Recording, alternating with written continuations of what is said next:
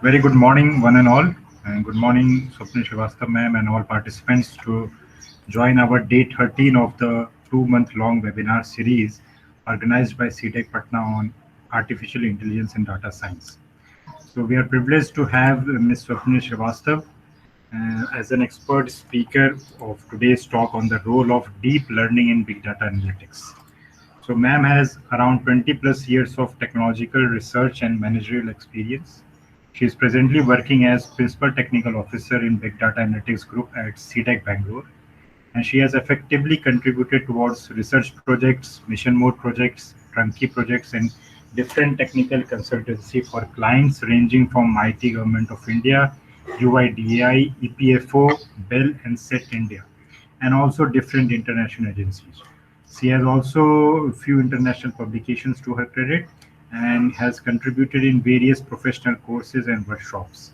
I was also, on my personal capacity, privileged to have attended one of the workshops where ma'am was a speaker.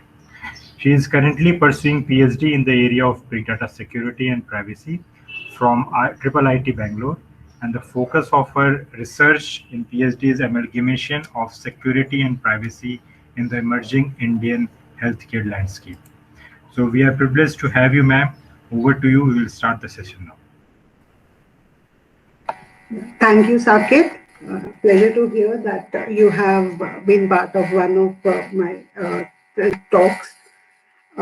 Good morning, my fellow colleagues. I can see a lot of my colleagues from CDAC. And I can also see a lot of aspirants who are interested in this area of AI and data science. And it's a privilege that I can also see our former DG Ramki sir as one of the participants. Good morning, sir.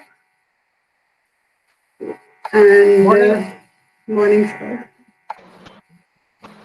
Okay, let me for today's talk, the role of deep learning in big data analytics. Now, big data analytics, it's a huge landscape. We hear of so many platforms which are used for performing big data analytics, say Hadoop, Spark, so many visualization tools, large-scale graph processing, spatial data analytics. Right? So we will focus on the role of deep learning in big data analytics. So this is the agenda. Now, what is big data? Need for big data analytics. Then how deep learning can help in big data analytics. What is deep learning? And then we will touch up on the different flavors of deep learning, that is standard neural network. We have something that we worked on, that is market intelligence, and we use the recurrent neural network there. Now, as of now, we are also into solving some computer vision problem using CNN techniques and some of the contemporary applications. Okay, so let us quickly, just to know what is big data, we'll quickly touch upon how the applications were then. Some of may be able to correlate with it. The applications then maybe just maybe in 1990s, from 70s to 90s, the applications were more about business process automation. It was to improve the efficiency of how the organization performed their day-to-day operations. So let us take the example of banking systems, or take the example of railway reservation system. When we used to go to the railway ticket booking counter for booking the tickets, or say the flight ticket booking system, or HR payroll, right? So these were the applications that were developed then. The number of users here were, there's a stability that we can see in this graph. They were mostly in thousands, and we knew how many users are going to use the system, mostly the employee of that particular organization. And the infrastructure here was the client server, multiple clients connected to a single server, and the applications were confined to the organization boundaries. Okay, so all these applications that I mentioned, they collected huge amount of data, And the management, they were like, how can we get information from data? So they were making decisions based on the market survey, the survey reports, and based on their experience or gut feeling. Okay, and what they realized is they can get a lot of information about their customers, about their sales, marketing trends from the data that they have collected over, say, decades. The huge amount of data which was lying dormant in their organizations. How? By making use of business intelligence solutions. So this data, which was available with the organization, say be it railway reservation, banking, any shopping mall. Okay. This data was called as the operational database because it was generated from an operational system, the system which would perform the day-to-day operations of that organization. So the data was extracted, transformed, and loaded into a data warehouse. Say for huge enterprises, they also had data marts built depending upon the function, say sales data mart, marketing data mart, finance data mart. And the data from this data warehouse, or we can say the data was available in the operational system. It was extracted, transformed, and loaded into the data warehouse in the form of information. So it was the information that was available in the data warehouse, which could be analyzed using OLAP server, query reporting tool, data mining, different tools, okay, to either find some patterns, hidden patterns which were there in the database, in the data, or to monitor the performance, be it by performing the trend analysis, making use of OLAP cubes. So let us take the example here, which will make it clear that Cakes and Cookies, it's a food and beverages company. CEO wants that his company should grow. For this, he needs to take strategic decisions. Okay? So if we follow the business intelligence architecture that we saw, so a lot of sales data would be available in their operational data. They can extract, transform, and load it uh, in a data warehouse schema, which is based on the sales subject, okay, designed based on the sales subject. And now the sales data from the data warehouse, with the help of query and analysis tools, the reports are generated from the data which is stored in the data warehouse. And looking at this report, if there is an increase in the sales with respect to time, then the CEO can think of expansion. And if there is a decrease in the sales with respect to time, then he would have to think of some measures to improve the sales of the company. Right? So this is how the business intelligence helped in 1990s or early 2000 in it helped the the top level of any organization in decision making. Okay? And the data here was mostly in the form of text or numeric data, that what we call as the structured data. The scenario changed in 2000, and that's the time we started hearing about the term big data. Okay, so there is no standard definition for big data, and this term evolved. First time this term was introduced by the e-science community, that is astronomy and genomics.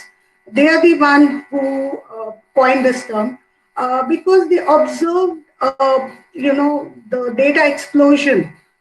They were the ones who first time experienced the data explosion, and hence they coined the term big data. Now, why big data? Because the amount of data that was being generated by them, it was not possible for the then existing data storage and processing platforms to handle that huge amount of data. Okay, so that is why it was called as big data. Basically, it was termed as a big data problem. It's a problem because the existing tools and platforms, they had the limitation of handling, storing, and processing such huge amount of data. Okay, so which required some kind of solution, some novel solution. As we said, there's no single definition of big data. And this problem, which was faced by the Eastern science community, it surfaced in many other domains like banking, e-commerce, right? So it's in the year 2011, it was in the Meta Group report that the e-commerce, the data storage and processing challenges that were being faced by the e-commerce community, they were listed in this report. And these challenges were modeled with respect to three dimensions, which are volume, velocity, and variety. So the challenges that they were facing is how to store the huge amount of data which is being generated, how to handle the wide variety of data which is being generated, not just structured data, semi-structured, unstructured, and how to handle the velocity, because the data warehouse used to get updated, say, once in a week or once in a day, but here the velocity is high, so the analysis, there are requirements where the data has to be analyzed on the fly. And these challenges, they were later formulated by Gartner in the form of a definition which says that big data is high volume, velocity and variety information assets that demand cost-effective, innovative forms of information processing for enhanced insights and decision making. Right? So big data, a problem which requires novel ways of novel solutions. Okay? And later, there were a lot of other V's which were added, say, veracity, value, variability, and many more. So what do we mean by this, how to handle and, the processing of data? Yeah, that was the issue that was faced. Also, there were a lot of analytical complexity which were being faced, because let us take the example of cake and cookies, which just had one outlet in 1990s. Now, in 2000s, now the cake and cookie has got its presence on the web. They have got their own portal where the people can go and order the products. They have the presence on social media where people can go and post their reviews. Now, if you visit any outlet or any shopping mall, the first thing that they ask is for the mobile phone. So now the companies are able to even track, your movement, right? So now the analysis is not just trend analysis, okay? Say determine customer segmentation and purchase behavior, which was even possible by data warehouses. Not just identifying hidden patterns, which is about how, which are the two products that sell together. Okay? But it is also to understand the customer online behavior and product viewing patterns. Okay? Because the way the customer serve the websites that gets captured in the form of click streams, and now these click streams can be analyzed to understand the customer behavior and how they view the patterns, how many customers they end up buying a product, or this, how many are just there to just casually browse the website. Yeah, analyze the social media data, because the company has the presence on the website. So how to analyze these tweets which are posted by the customer to understand the sentiment of the customers. And also, as they now have our mobile numbers, so they can locate the customer in the vicinity of an outlet and send them some offer. Okay, there is a 20% off if you buy this particular product of the company. So now, since the data is not just the structured data or not just the sales data, the data is coming from the social media, the data is coming from the click stream of their web portal, the location data, there are so many sources of data which add up into the analytical complexity. Okay? So the business intelligence solutions that we saw earlier, they fail to address these complexities because now the data source is not just operational database, it's the logs, the tweets, and so on. So it cannot handle the variety. The data, huge amount of data is getting generated because the structured, unstructured, semi-structured data. The volume is difficult for the existing business intelligence solutions to handle. And now the data is, now if you want to send, the offer to the customer on the fly, depending upon, how close he is to your outlet. So the velocity, things have to be done on the fly, which again cannot be addressed by the existing business intelligence solutions. So there is a need for more, and that is what is big data analytics. Okay? So now big data analytics, it enables analysis of new types of data, rapidly increasing data volumes. So it can handle wide variety of data sources. It can handle huge amounts of data that is being generated and flurry of data streams that may be left untapped by conventional BI solutions. So these the three V's may not be handled by BI solutions because they were not designed and developed for such kind of data set. They were designed and developed for operational database. So big data analytics, we don't say that it doesn't change the data warehousing architecture. The data warehouses do stay there, okay? But they supplement them with new sorry, technologies and access methods. So as we said, it's a huge landscape. So the first such platform that we witnessed is Hadoop ecosystem, Hadoop MapReduce, which helps in performing batch processing, analyzing huge amount of data which is distributed across in a cluster, and now the operations are performed on this distributed data in parallel. Okay, so parallelly the operations are performed, so that which increases the speed of data processing and analysis. So there was a point when Hadoop was known as the synonym for big data, but people used to say Hadoop means big data means Hadoop. But the scenario changed a lot since then. There is also, as we said, on-the-fly processing, which was not supported by the Hadoop MapReduce architecture. So there was a need for real-time processing. Okay? And that is what is met by Spark Streaming. Now there are various platforms, Apache Storm, Flume, Kafka. There are many platforms which helps in real-time processing of big data. Okay? So for batch processing Hadoop MapReduce, for real-time processing Spark, and many, many other platforms which are available.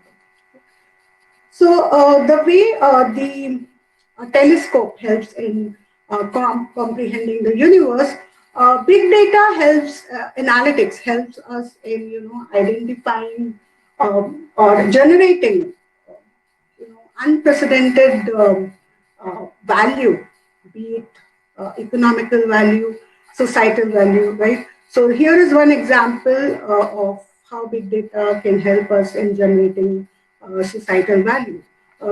This is winter flu prediction, where what was done is that Google, this work was done by Google. They collect, all the keywords that are that they receive from different part of the world. They store that all the keywords that we submit for doing some kind of Google search. Okay? And what they did is that they wanted to predict the spread of winter flu, and they were able to predict the spread of flu not only in a particular region but also in a particular state. So they basically built a mathematical model uh, after a lot of trial and error, and they built a mathematical model out of some, say, 40 keyword search, which search items which were they had received. And what they found is, based using that, and what they did is they collected this keyword search from 2003 to 2008. So that was used, the keywords for those particular the search keywords from 2003 to 2008, which were related to any kind of search done by the citizens for, what are the symptoms for flu, what is the treatment for flu. Such keywords from 2003 to 2008, they used to train their mathematical model. And what they found is their mathematical model was able to predict the location, and those location matched with the CDC report. Now, the CDC report is the report which is generated by the Center for Disease Control based on the data that they collect from different hospitals to know the location of spread of various of the location of spread of the winter flu. And what they found is the output that they got from the mathematical model, it matches the data which is there in the CDC report. So that came in handy at the time of the spread of H1N1 flu in 2009. The authorities, instead, or there was no delay, because the CDC reports, there is a lag from the point there is a spread of the flu, and by the time this data is collected and the report is generated, so this lag was not there. The authorities were able to see the spread of the H1N1 flu by making use of this mathematical model just in time. So they saved the time by making use of this particular mathematical model. So the applications now, so it's that is the example of how the societal value can be generated. Now, there are many, these internet service provider which makes use of big data analytics, that make use of data-driven applications. So now the applications now are not just business process automation, but it is about business process innovation. So if you visit Amazon website, if you search a product and you scroll down, you will see, frequently bought together, which are the products which are frequently bought together. So how do they get this information? It is by the recommender model that they have developed based on the past uh, customer purchase behaviors. Okay? So now it is more about business process innovation, how the data that is collected can be used in innovative ways. The users are not fixed. The number of users, it keeps varying. They are not just the employee, but now even the end user, the customers can directly access the applications. And the infrastructure is no longer confined to the organization boundaries, it's open for all. And now the convergence of IoT, big data, and cloud, it has now resulted into ecosystem, enterprise ecosystems. It's not just an centralized enterprise application, but now we have decentralized enterprise ecosystems. Yes, just a quick point here. Aadhaar authentication ecosystem. It's such ecosystem which is there in our country. Now we also see the emergence of healthcare ecosystems, smart cities. Okay, so these are the ecosystems which are emerging now. We developed a big data analytics, we designed a big data analytics framework for Aadhaar authentication ecosystem, which got we presented in ISGov 2007, way back in, some 5 years back. We also came up with, proposed a big data analytics framework for darknet.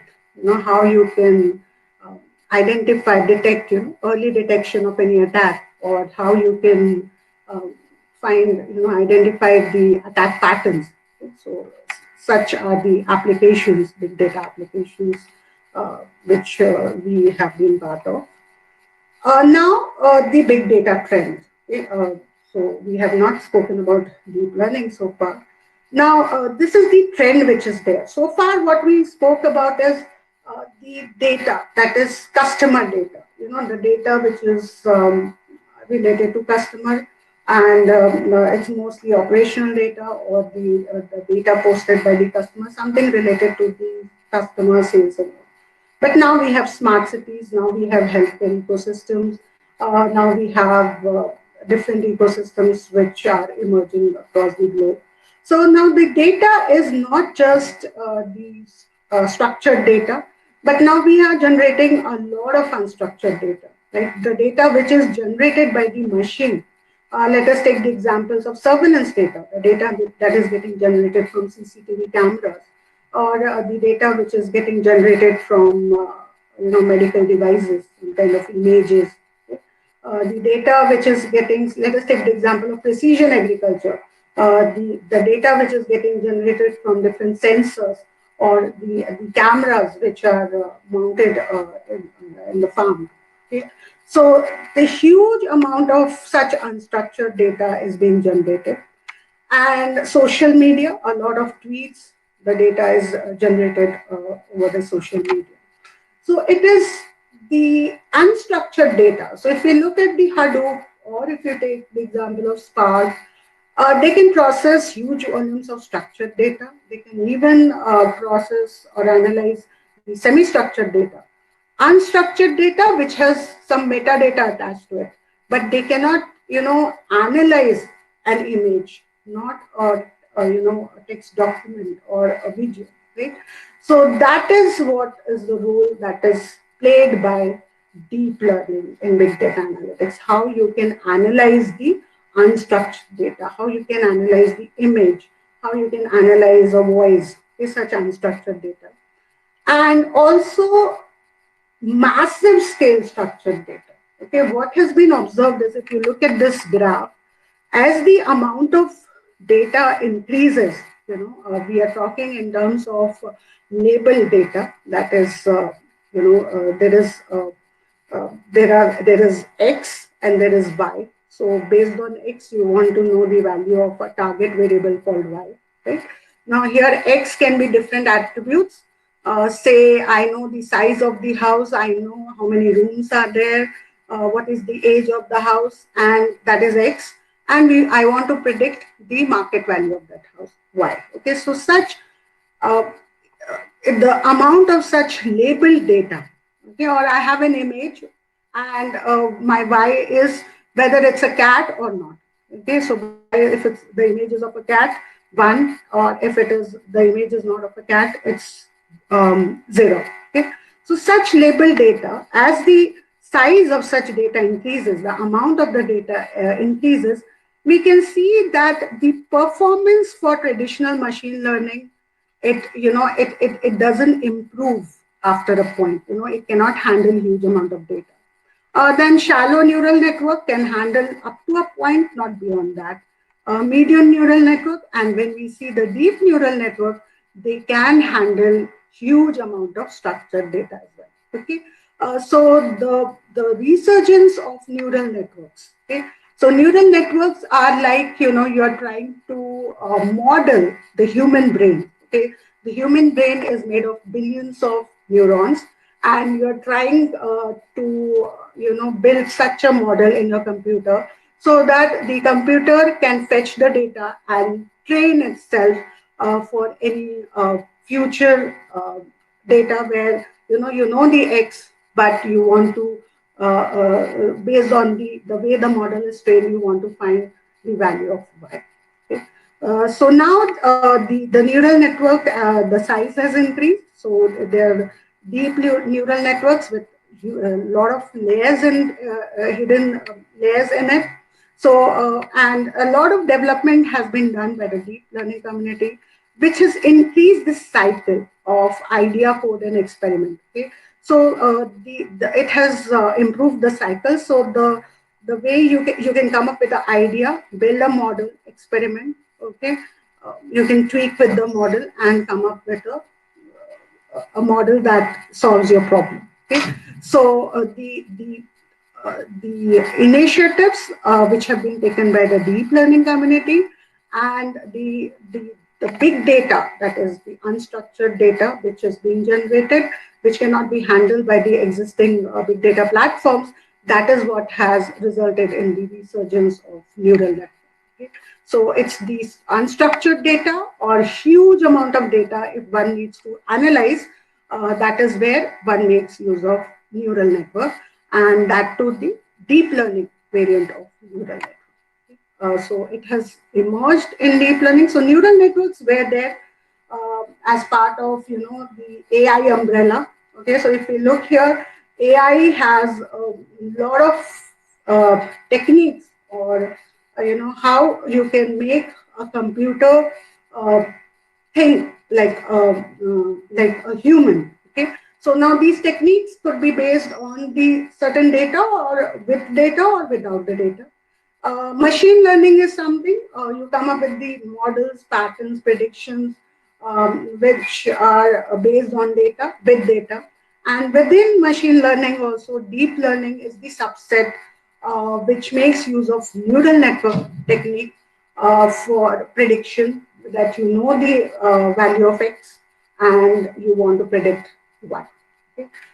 So deep learning, it's a new area of machine learning research which has been introduced with the objective of moving machine learning closer to one of the original goals, that is AI, means training the computer, or to think like a human. Okay, so deep learning is about learning multiple levels of representation and abstraction that help to make sense of data such as image, sound, and text. So it's basically for unstructured data, but it can also be used for uh, massive scale data, massive scale structured data. So these are these are the key principles of deep learning. Okay, so it has uh, three types of layers: the input layer, hidden layer, and the output layer. Okay, so the input is X and the output is Y. And now what is done is, now these are nothing but the neurons. Okay, if you see these circles, these are the neurons which are there. And now you have the training set where you know what is X and the corresponding Y, that is used to train this model. Now, what do we mean by training? Each neuron has got some weight and there is a bias which is involved. Okay, and you choose some random value of W and B. Okay, and the training means you keep tweaking this W and B for the neurons in such a way that given a input X, you are able to get the value of Y, predicted value of Y, which is very close to the actual Y, okay, which is there in the training data set. Okay, so this is what we mean by training. So you give a value of X here, some instance of X, and it is not going to, now what is this activation function? It is that which neuron is going to get activated. So for an input, given input, it's not necessary that all neurons are going to get activated. It is this activation function decides which are the neurons which are going to be activated. Say if I see the cat is the input, the image of cat is the input, there would be certain neurons which would get activated, which would result in an output that y is equals to 1. Okay, so which is that this is the image of the cat. Okay, so these are the key principles. So you keep tweaking the value of w and v so that you reach this particular point here, which gives the minimum error in prediction. You reduce the error in prediction, and your predicted value is very close to the actual value. And the activation function means for each input, it's not that all the neurons are going to get activated, just a subset which will result in the output. So we can derive an analogy with, the charts, say the vegetable charts or the fruit chart that we that we referred, for learning, or our parents, got for us for learning what are the different vegetables or fruits. So what we saw, the X was the image of a fruit, and Y was the concerning corresponding label. So image of apple and the label apple. Okay, so we would, and they would train us, right? This is an apple. This is an apple. And now with time, so it's not that at the first instance we learned that that image was that of an apple. It took a number of iterations for us to learn that, yeah, this is an apple.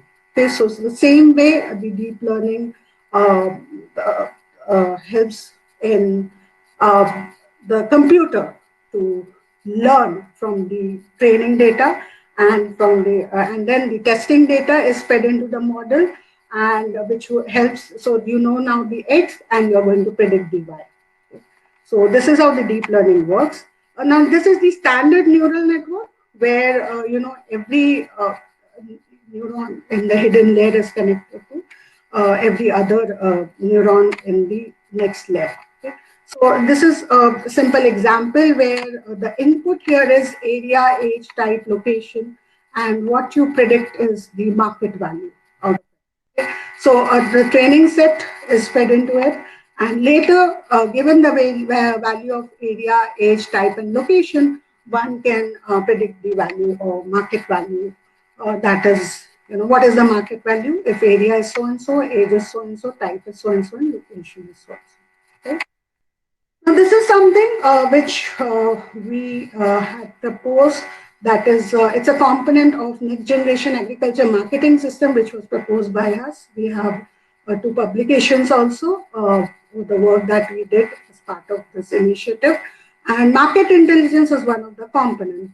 So market intelligence is, it's about collecting agricultural data.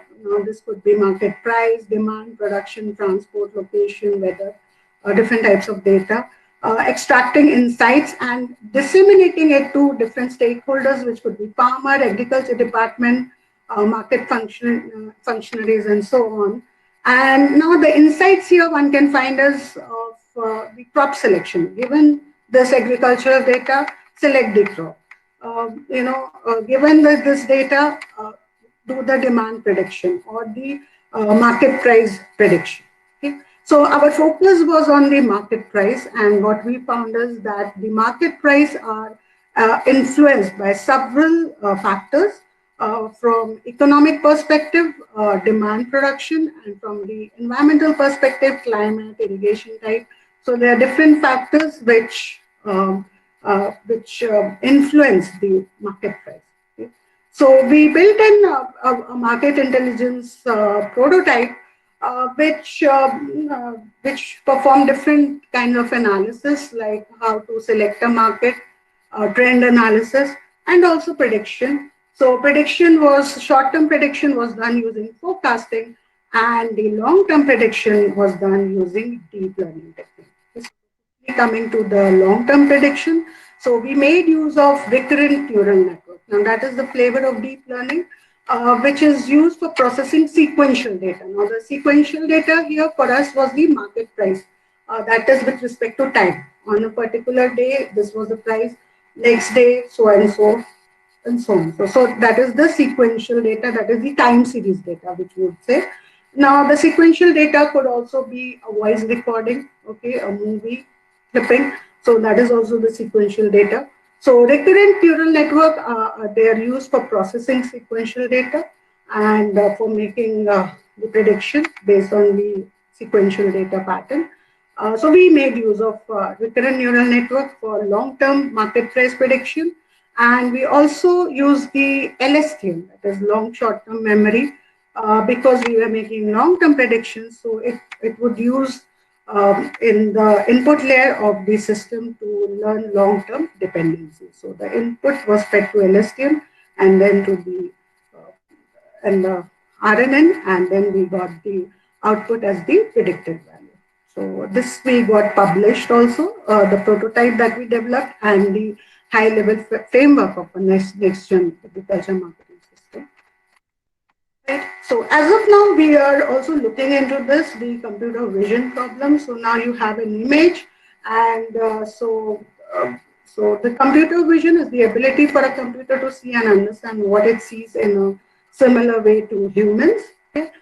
So take an image, do the classification or detect an object in it. So there are many image classification algorithms which are available, and um, like the CNN algorithms are used here, the flavor, and object detection like YOLO, which is used for detecting the objects. We have, developed both kinds of models for classification as well as object detection.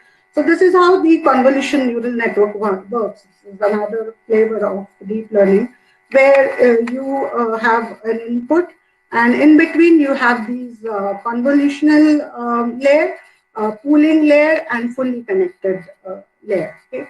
So basically what happens here is you identify the initial layer of con pool.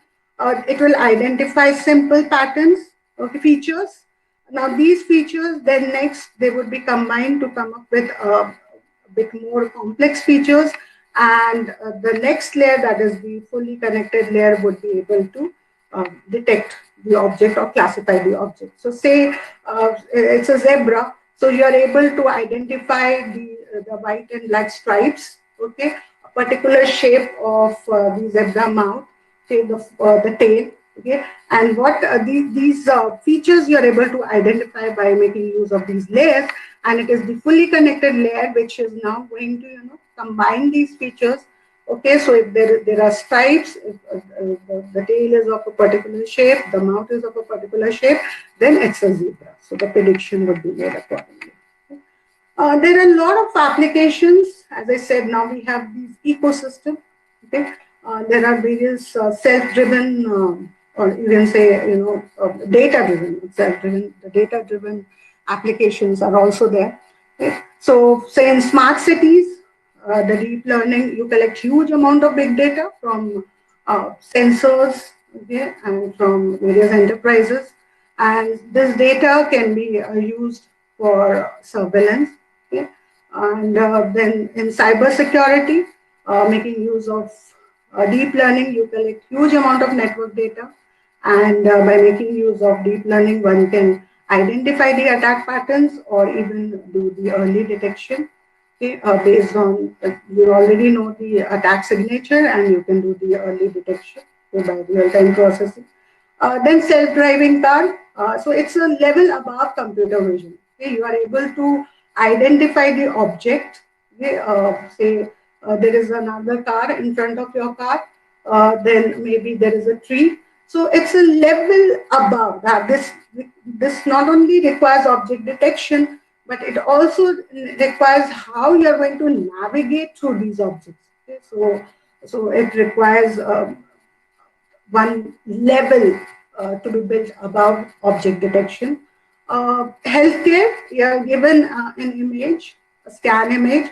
One should be able to detect what is the disease that the patient is suffering from. So healthcare, a lot of applications or a lot of research has happened in application of deep learning for healthcare. A lot of precision is required in healthcare. Price prediction, and we saw that. And precision agriculture. Now, this is something which we are looking into. We are also planning some publications in the pipeline where we applied these convolutional neural network over the plant image data set, and we were able to detect the diseases. So this is something which we are currently working on. So deep learning has catalyzed the mutualistic relationship between AI and big data. Okay, so AI is about how a computer can think about human, and deep learning is about developing such neural networks. Okay, something these networks can learn certain patterns from the data set, which is the training data set, to make certain predictions. It has enabled creation of economic, business, and societal value. Deep learning algorithms and architectures, we saw that they are more aptly suited to address issues related to volume and variety, right? Unstructured data and huge volumes of data. And the emergence of ecosystems like precision agriculture or self-driving cars and so on, due to convergence of IoT, big data, and cloud, have created big data analytics opportunities and challenges. Okay, so a lot of challenges which needs to be addressed, and they could be addressed by coming up with some novel deep learning algorithms. Could be hybrid algorithms, which is not just convolutional neural network or using RNN. Now, these are the problems which may require a hybrid model, which could be the amalgamation of different deep learning algorithms. Okay, so thank you very much. This is all I had to say. Thank you, ma'am. It was a great session for me and all participants. You have thoroughly covered the basics of big data analytics, and how is deep learning playing a major role in convergence of AI and big data, and also covered basic applications so that we get a sight of where we are now. Thank you very much, ma'am. Now we will open up for question answer session if participants have. And meanwhile, on chat, if you can see, Ramki sir has put some queries, ma'am, if you can see that. Take up from his COVID spread prediction, Yeah. a good use case for big data analytics with jointly with deep learning. Yes, sir. You are absolutely right, sir. Yeah. So when are we going? When is it going to peak in Bangalore? So I have built a model, but yes, it is. The expert says in 20 days, maybe in the mid of May, we are going to see the peak in Bangalore. See, this Manindra Agarwal of IIT Kanpur was quoted through the model, and one more group. Yeah. Now, my question is: are they using AI, big deep learning? As we said, the spread of the winter flu prediction that was done. So it was a pandemic, okay, and we are facing another pandemic now, that is COVID. So yes, it can be done, but we need a single source. Like Google had a single source of data. Even though we don't have a single source, but at least getting a complete picture of the data to make the prediction is a question mark, in my opinion. The data is scattered. Has it been used anywhere in the world successfully? Other questions, but let other people ask questions. Yeah. Kumar has written in chat. Yeah, what are some resources to start learning, especially for working professionals? Yeah. There are various. Now it depends upon what you're looking into. If you're looking into some kind of a job change, there are different upgrade programs which are many reputed institutes they're offering. Say the Triple IT has got this upgrade for data science, machine learning. So and they are meant for working professionals. So that is one way of learning these technologies.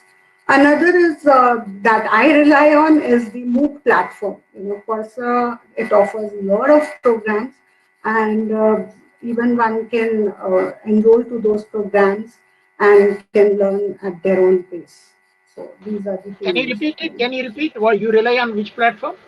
So Coursera. Yeah, MOOC okay. platform. Right.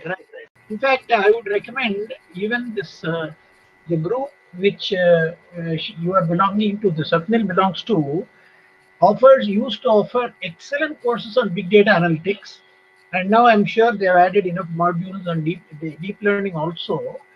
They have a very good. I don't know with the COVID times whether you made it online courses or not.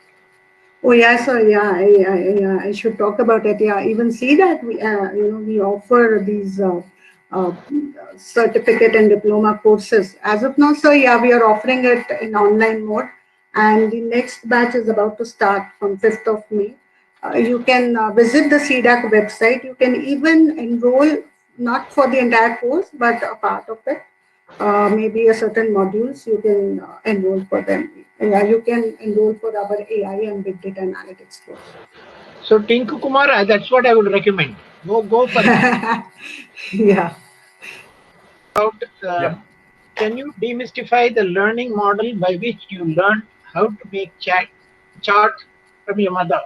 Was it a trial and error, or aided by clues and demonstrative effect in remembering how she made it? I am trying to understand.